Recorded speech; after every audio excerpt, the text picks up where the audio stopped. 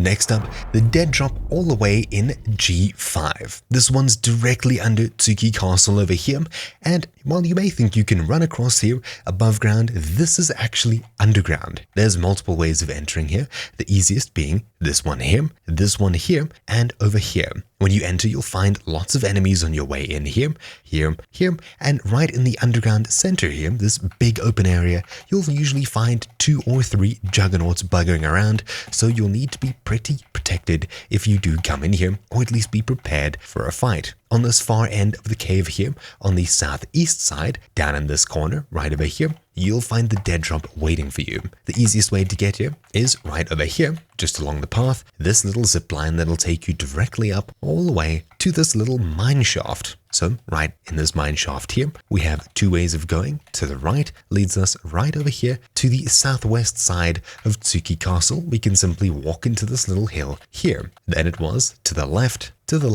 and here's the zipline we just came up from the underground. Now, if you'd like to come in another way, to the left here, traveling along this side of the pathway takes us here. This is pretty much in the middle of nowhere and probably the safest entrance, assuming you don't get shot at as soon as you peek your head out. But anyways, you get the point. There's many entrances to this one hole in the ground.